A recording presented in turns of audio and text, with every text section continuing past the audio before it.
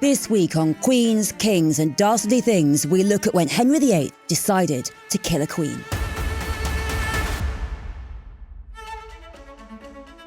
Well, welcome to another episode of Queens, Kings and Dastardly Things. I'm Robert Hardman, Daily Mail columnist and royal historian, and I'm joined as ever by my colleague, Professor Kate Williams, also royal biographer, royal historian and great Tudor expert. Kate, hello. Hello, Robert. And just for the benefit of those who haven't done their history at school, why does Anne Boleyn, why does she matter so much to this day? She had such an effect on history, but most of all, she was killed by the king. Now, kings had got cross and weary of queens before, but they just locked them up in castles. Anne Boleyn gets executed. She is murdered. And so today we are going to really look in depth at her grisly end. Set for me the scene. Describe those last minutes, hours, if you like, of Anne Boleyn's life in May 1536. Anne Boleyn is in the Tower of London. It's really heartbreaking because she occupied these royal apartments just 3 years earlier in 1533 when she comes to be married to Henry and she's going to be crowned. But now she's back in the royal apartments and she's been found guilty of adultery with 4 men, incest with her brother, and treason to kill the king. And the consequence of this is execution. Wife number 2 of Henry VIII. Wife number 2. Catherine of Aragon, wife number 1. Anne Boleyn is wife number 2. And it's interesting, isn't it, Robert? There were 5 women beheaded within the confines of the Tower of London, and 4 of them are at the behest of Henry VIII, and 2 are his wives. So it's a fatal thing being a wife to Henry VIII. Anne's the first one, though. Anne is the first beheaded. So Anne is in the Tower of London. It's very early in the morning, and Sir William Kingston, the Constable of the Tower, comes to Anne and he tells her she will be executed that day. And Anne leaves her apartments in either a grey or a black gown, and the Spanish Chronicle says she's wearing a red petticoat underneath, which is the colour of resistance. And she walks out towards the scaffold across Tower Green, and it's very moving because spectators say she keeps looking behind her. She keeps looking behind her. And I think she's looking for a letter, a reprieve from Henry VIII. They're saying, OK, this was just a test. I've put you through a test. You've obeyed me. Now go off to a nunnery or castle and let's have the end of that. But there is no reprieve. Where is Henry at this point? Henry has disappeared from public life. He is not there. Instead, as Anne walks towards the scaffold, which is about 4 foot high, should be covered in black, what she sees are all her enemies. There are about 500 people there, and going to watch Anne Boleyn's execution is a hot ticket. Usually executions were public, outside where everyone could see. But Henry doesn't want that. He doesn't want foreigners seeing and reporting back or people shouting, for shame, you're killing a queen. So instead, it's full of his allies.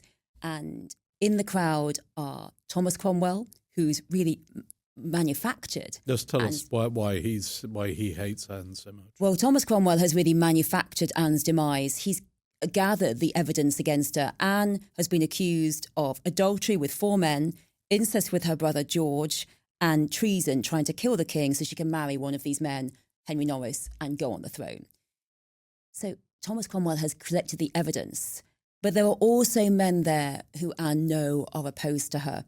We don't know if her parents were there. We don't think they were. Instead, she goes onto the scaffold and she sees, well, a face not of friends. She stands there and she says this famous speech, "Good Christian people, I am come hither to die."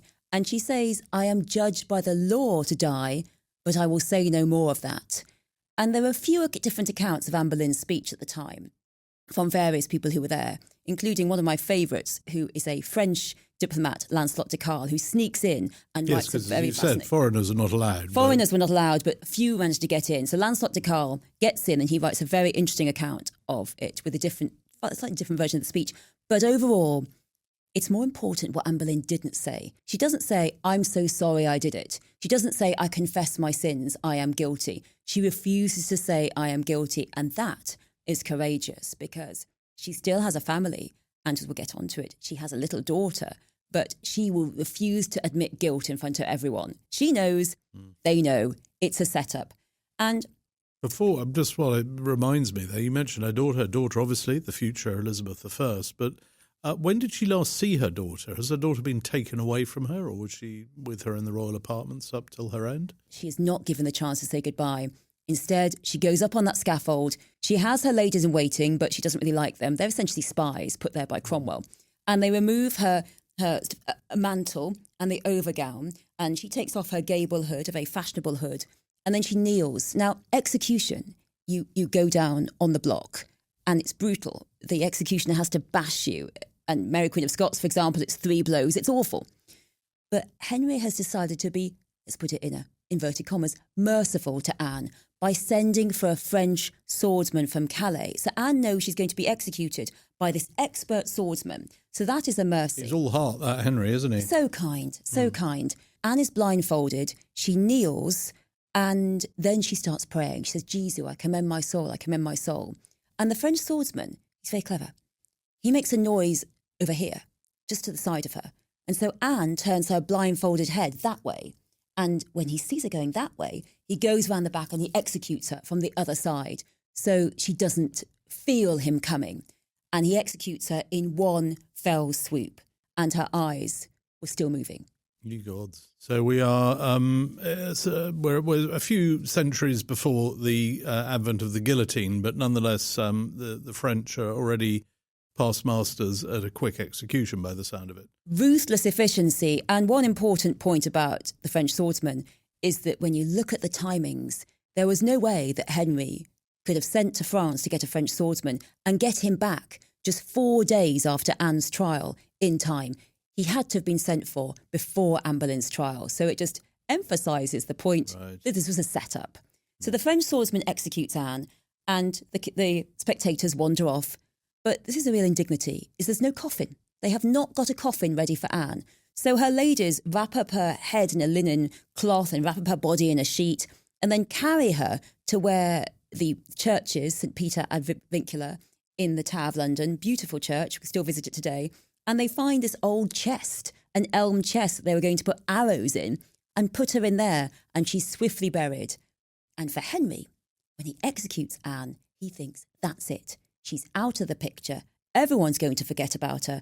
Robert, what do you think Henry VIII does when the news comes to him that Anne Boleyn's been executed? He didn't bother to show up. Do you think he's overwhelmed by grief? I don't think he's having what you and I might call mental health issues. No, I think he's probably carousing somewhere, isn't he? Do you know what he does next day? He gets engaged to Jane Seymour, number 3 wife, who's been lady-in-waiting to Anne Boleyn and Catherine of Aragon. 1 out, 1 in. And 11... Was Jane at the execution of Anne, do we think? No, she was not. Actually, women were really not permitted. A few men did take their wives, but women should not have been there. It was for dignitaries. Really, the idea was dignitaries get to watch justice being done for this terrible queen. We might say that this is the kind of image of the patriarchy, all these men who didn't want Anne around, who'd agreed with Henry's decision to get rid of a queen. They all are there to see justice, in inverted commas, be done. So Jane... Henry gets engaged to her the day after he executes Anne Boleyn, and 11 days after Anne Boleyn is executed on the 30th of May, Henry and Jane get married in Anne's old rooms, happily ever after. I imagine Jane must have had a few thoughts at the back of her mind about that. I mean, however much she didn't like Anne, to have been Anne's lady-in-waiting and know what happened to Anne, and to be in Anne's apartments... It probably wasn't the most sort of joyous wedding reception. But let's face it, you can't say no to Henry VIII. And so, yes, she agrees to this wedding. It's hardly every bride's dream, is it? The day after the ex is executed and then in their rooms. What really touches me is that these are the Queen's rooms in Whitehall Palace, the palace that was Cardinal Wolsey's palace. Then when he fell, Henry VIII took it from him. He and Anne renovated it. It was going to be their love nest. And Anne actually hasn't finished her decorating of her rooms. And that's just so sad because she has only been on the throne for less than 3 years. Henry turned the world upside down for her, broke from the Church of Rome, and then, after less than 3 years, she's executed. Well, Kate, now that we've been through the grisly demise of Anne, let's just rewind a little bit to remind ourselves why this 3-year marriage went from Henry's infatuation to Henry's utter determination to have her wiped off the face of the earth.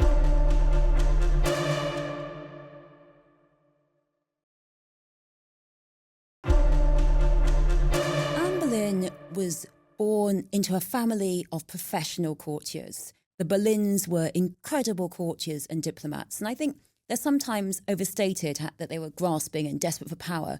And we forget her father was a great intellectual. He fostered Erasmus, a superb humanist. He was a successful diplomat, and his children were raised for diplomatic courtier careers.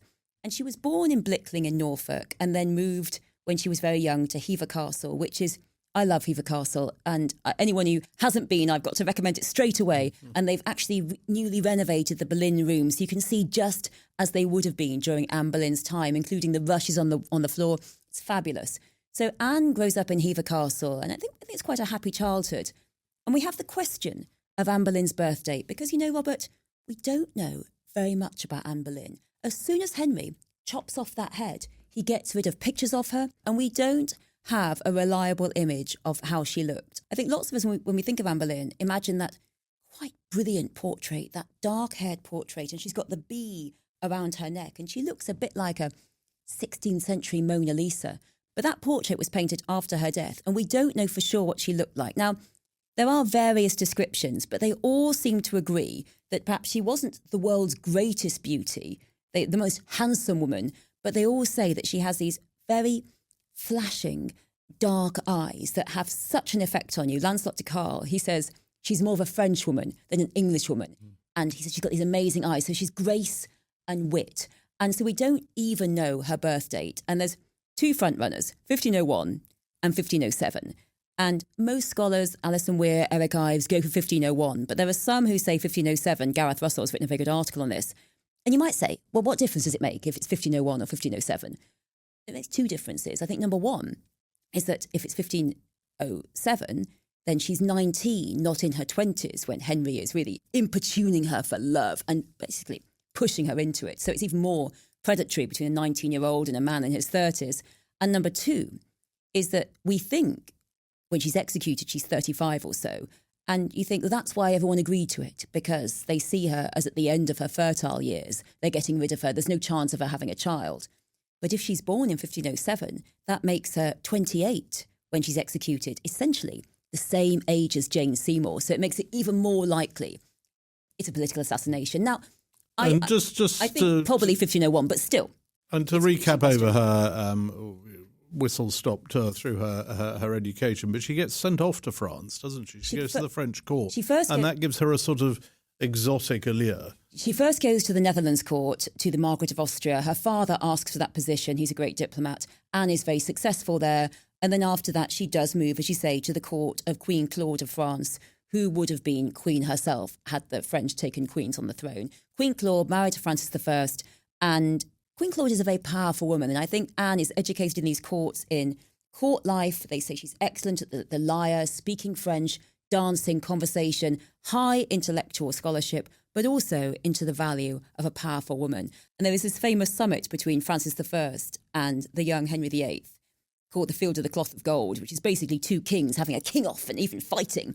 It's glamping with gold on. And Anne is actually there in the train of Queen Claude, and Catherine of Aragon is there with Henry. So Henry might even see her there, but it doesn't matter. It's not until 1522 that Anne is back in England. She has to leave the court of Queen Claude because there are hostilities open between England and France. Obviously, the Field of the Cloth of Gold failed as a diplomatic mission. Anne comes back and her father finds her a job in the court of Catherine of Aragon in 1522. She is real success at court. She's very graceful, very witty, very glamorous. And I should just say that the only women at court were ladies in waiting, because you don't take your wives, you don't take your daughters. So when ladies in waiting arrive, all the court gentlemen are thinking, oh, she looks nice. And Henry doesn't seem to notice her. And then, about 1525, by 1526, he spots Anne and he wants her. And once he wants her, no one's going to say no to him. And Kate, why? What is it that sort of sparks Henry's interest if he hasn't noticed her all this time? First of all, Henry has been lover to her sister, Mary Boleyn, and now it's no longer happening with Mary Boleyn. And I think he thinks, oh, well, might try the sister now. And also now Henry is more pro-France. And I think Anne does symbolise this kind of French glamour. And also, he's totally out of love with Catherine of Aragon. She now, he thinks, can't give him a child. She's had failed pregnancies, poor thing, and their child is the future Mary I. Of course, Catherine of Aragon thinks she could be queen. Henry thinks no. And he says to Anne, be my mistress. All the other court ladies say straight away, oh, yes, OK, thanks, Henry, marvellous, I'll do that. And Anne, shockingly, says no. At what point does Henry go from thinking, oh, I quite fancy Anne, to thinking, right, I'm going to tear up the Church of England, cause continental mayhem, rewrite history in order to marry this woman? When does it get to that point? We see Henry's infatuation speeds up very fast, really between 1526, 1527. And there are some love letters from Henry to Anne that end up in the Vatican. And I think that's because they're stolen and sent there for the Pope to try and adjudicate over the divorce. So we've still got them in the Vatican. And there are these love letters. And Henry writes to Anne saying, I'm sending you a buck that I hunted. When you eat on it, think of me. And he says that he'll do anything for her. He makes these promises, but still, they're not the best promises. He says, look, if you give up everything, your body and soul to me, I won't think of any other woman. Yes, very nice. I won't take any other mistresses. So he writes these letters. He asks to, says he wants to kiss her pretty duckies, which are reference to the bosom. And he's obsessed with her. And she sends him this diamond in a boat being tossed in the waves. And I think she's trying to say, what can I do? You're importuning me. She can't say no. She's panicking. But it does sound like she doesn't cave in straight away. But she says no. She holds off. And do you think she's playing a waiting game, or do you think she actually thinks, I really don't want to be married to him. I'd quite like to find myself a nice earl or something, but I do not want to be queen because this guy is dodgy. I think she does want to find herself a nice earl. In fact, she had an engagement with the future Earl of Northumberland, but his father didn't like it and Cardinal Wolsey got involved, Henry's right-hand man, and broke it off, which Anne resented. I think what she wants is to make an excellent marriage to an earl and spend her life doing the equivalent of the Tudor school run. I think Anne thinks she'll say no to Henry and he'll just move on. He's got the mind of a flea. There are lots of other women. Instead, he gets totally obsessed by her. And his obsession with Anne coincides with his realisation he's not going to have any more children with Catherine of Aragon, so he's going to put her aside. And he tries to put her aside on the basis that she was married to his brother, Prince Arthur, who died, because Leviticus says you can't be married to your brother's wife. But everyone says to him, it's a problem, because Deuteronomy says you should marry your brother's wife. And there's a back and forth. He tries to get rid of Catherine. Catherine fights back. She gets the Pope on her side and the Holy Roman Emperor, who's her nephew. And then this affair with Anne Boleyn continues. And in fact, their affair is 7 years, but she won't give in to him. And then finally, in 1531, Henry says to Catherine of Aragon he's going hunting. And off he goes with Anne Boleyn and leaves Catherine of Aragon on her own. And the following year, in 1532, the act is passed that now Henry is head of the church and he can make his own decisions. And he will annul the marriage with his queen. And Anne has been made Marchioness of Pembroke. She's been given the Queen's, Catherine of Aragon's, jewels. And then at the end of 1532, Anne and Henry go on a diplomatic mission together. And there we believe that they finally consummate their relationship. Anne finally agrees to Henry. He's turned the world upside down, broken from Rome, and his wife has been put aside. And so in January 1533, Henry and Anne marry really pretty secretly. We don't know who conducted the marriage for sure, at Whitehall Palace. And now Anne is queen. Anne becomes pregnant very swiftly. And then in summer, she's crowned as Henry VIII's consort with St. Edward's crown, which only normally goes to the men. And I think that's because she's got this baby in her womb that everyone's saying going to be a boy. Boy, definitely. And Anne gives birth on the 7th of September, 1533, to a healthy, handsome girl. So they're married in January, but girl's born in September. Not inconceivable that perhaps Elizabeth was born, or rather conceived, out of wedlock. Yes, well, but so we think they consummated the relationship before this marriage in January 1533. And if Anne falls pregnant, then straight away Henry's thinking, let's get to it. Let's get married. She'll be queen. And the birth of Elizabeth, well, Henry isn't delighted, but he's not too devastated. He thinks, well, it was always 50-50, and you can have more children. But then we just see this series of obstetric tragedies for Anne. Miscarriages, pregnancies that don't work out. And Henry, unfortunately, starts to have a bit of a wandering eye. And Anne can't believe this. He's been obsessed with her. And now she's queen. He's like, oh, that's a nice lady in waiting. Oh, yes, she's nice. So at the beginning of 1536, Catherine of Aragon dies. And Henry's delighted. And Anne Boleyn miscarries another pregnancy. And the Spanish ambassador, who hates her, calls her the concubine and the whore, he says she's miscarried of her saviour. This was her chance to mend the marriage. And she miscarries on the day that Catherine of Aragon is buried, an awful symmetry. And by this point, Henry VIII is chasing her lady-in-waiting, Jane Seymour, and Anne is getting desperate. And in April, her almoner, John Skipp, preaches a whole sermon about how kings are being misled by their ministers, because she means his minister, Thomas Cromwell.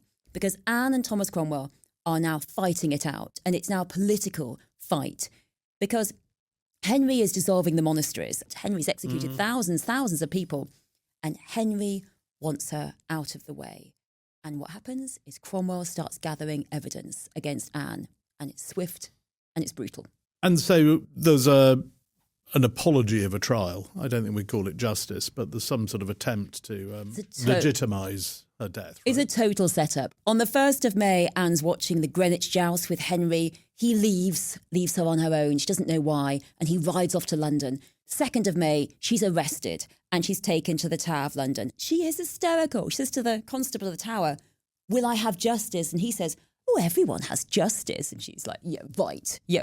She knows that she's a real problem. She knew she was out of favour, but she thought he'd just put her in a nunnery or a castle. And then this evidence, with inverted commas, is gathered against these men for adultery. 2 men are put in the Tower and set free, Thomas Wyatt and Richard Page. 4 other men, Henry Norris, who's been Henry's best friend and groom with the stool, Francis Weston, William Brereton, and also Mark Smeaton are arrested for adultery, and her brother, it's said to be incest. And they can't torture these aristocrats, but they can torture the musician, Anne's musician, Mark Smeaton. They torture him and he says, oh yes, I'm guilty, so are the rest of them. And they put the men on trial, and it's a disaster of a trial, but they are found guilty on the 12th of May. And so on the 15th of May, when Anne's put on trial in the Tower of London, her brother's also going to be put on trial. It's a slam dunk. What happens to the others? The others, they are put on trial and sentenced to be executed, and they are executed on the 17th of May outside Tower of London. They all get executed. They all get executed, and what happens is, in the time, is you go executed in order. So the most high-ranking is executed first, and the least high-ranking is executed last. So he gets a scaffold covered in blood. I mean, you'd think they could have cleaned it in between, but no. And all of these 4 men who are up for execution, none of them say they're guilty. They all refuse to say they're guilty. Mark Smeaton panics and says, I'm guilty. And he said in the trial he was guilty. Now, we think that was because he was promised some kind of plea bargain, but all the rest of them knew that there was no point. And the brother? Execute them. And then the brother is also executed. He's found guilty of incest and adultery. And Anne, her trial, she has to be found guilty of treason, because she's found guilty of incest and adultery with 4 men. And when you look at the dates, it's just ridiculous. One of them is the month after Elizabeth's been born, when she's still recovering.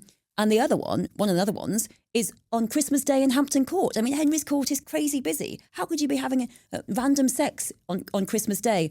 And you know, to me, if Anne had been unfaithful, would have saved her life, because she would have fallen pregnant by one of these other men. I mean, let's face it, when we look at Henry's history, the minute Catherine Parr, his last wife, the minute he dies, Catherine Parr pretty much marries a Seymour, falls pregnant straight away.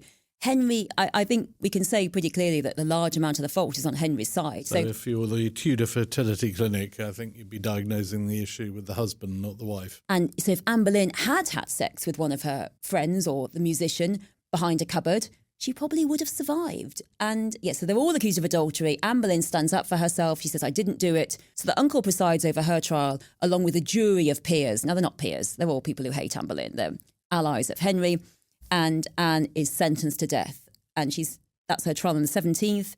And on the 19th, she is executed in that miserable, sad way. And then her body is crumpled into this elm chest, and she's buried really fast. The burial of a queen. And what I think is really hard about the trial is that her uncle, the Duke of Norfolk, is in charge. And he says, you're guilty, and we're not going to tell you whether or not you're going to be executed or burned, because treason is burning. But they know she's going to be executed. They just don't tell uncle. her. Yes, very kind. And actually some of the judges apparently say, oh, hang on, how come Henry gets to decide how our prisoner dies? It's up to us. But this is because it's all about what the king wants. And the king wants Anne out of the way. She's inconvenient. He wants to marry Jane Seymour. After Catherine of Aragon's endless battles, he's not going to put himself through another annulment battle, which he could do on the basis of a pre-engagement she had with Henry Percy, the future Duke of Northumberland. So he's not going to put himself through that. He just wants her out of the way. He chops off her head. And on the night of the trial, Henry says, well, that's very good. I think she had 100 men to do with her. And you think that's quite a lot. She's constantly pregnant or miscarried with Henry the whole time in the court. It's only 3 years. 100 affairs is quite a lot. So it's all ridiculous. It's all a setup. But the men of the elite lie behind Henry VIII and they want Anne out of the way. And just one last footnote to this. When does little Elizabeth actually get told what happened to her mother? And does history relate how she regarded her end?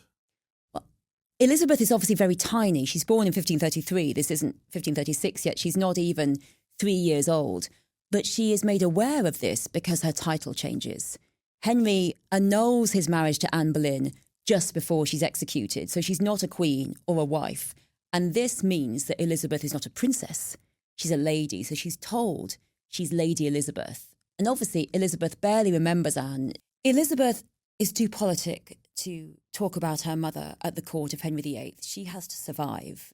And what she does is state she allies with her stepmothers. She actually has a good relationship with her stepmothers, including Catherine Parr and Catherine Howard, who's, of course, also executed. But Elizabeth does remember her mother. And we know this because of a wonderful ring that none of us can see, because it's locked up at the Prime Minister's residence, Chequers, the country residence, the Chequers ring. And it is this ring that was said to be taken off Elizabeth's finger when she died in 1603. And it has in it a locket and what we think a portrait of Anne Boleyn in this locket. So Elizabeth wore on her finger a ring containing her mother. It's got an E on it, E for Elizabeth. But inside this ring that Elizabeth wore to her death is a secret miniature picture of Anne Boleyn. Elizabeth never forgot her. And so 500 years later, that ring is with Sir Keir Starmer. Well, there we are. Yes. If we could just pop into Chequers and have a look at it, because I'd really want to see it. I have been to Chequers. I do remember that there's a room there that Lady Jane Grey. Another executed lady. Yes, it's obviously there's probably a few ghosts sort of haunting the prime ministerial corridors. Well, Kate, look, that's fascinating. Here is a queen who, as you say, was nominally executed for her infidelity, but really she was killed for her infertility. 100%. Now, I should say, to give a shout, I should mention there are historians who do believe there's some guilt because Anne engaged in flirtatious conversation with some of these men. But the fact is that a lot of these men were always trying to trap her into flirtatious conversation. They didn't respect her the way they respected Catherine of Aragon. And you are supposed to be a queen. You're witty and fun. She'd been brought up in the tradition of courtly love. So really, they might have all been in love with her, but she was not in love with them. But to me, it is totally a political assassination. She was inconvenient. She was politically inconvenient with all the points she was making about the reformed religion. All Henry wanted was to be head of the church and get its money and be in power. He didn't want to think about exactly what God meant to the person. He didn't want to think about new ideas, but Anne was pushing for those. And also, she didn't have that son. One son, Anne would have lived. Henry would have been annoyed with her, had mistress after mistress, but her whole story would have been different. So I just wish she had sex with Mark Smeaton or Henry Norris or William Brereton secretly and fallen pregnant. Well, she did give us Elizabeth I, and I think if you were to ask anybody today, you name your top 5 monarchs in English and British history, I think Elizabeth I would be right up there. So it's a fascinating irony, isn't it, Robert, that Henry VIII, who turns the world upside down to have a son, changes everyone's lives, breaks in the Church of Rome. Who's the greatest Tudor legacy? Who's the great inheritor of his legacy? It's his daughter by the hated Anne Boleyn. It's Elizabeth I. Well, that's all we have time for this week. But thank you very much for joining us. From me, Robert Hardman. And me, Kate Williams. Goodbye. Thank you.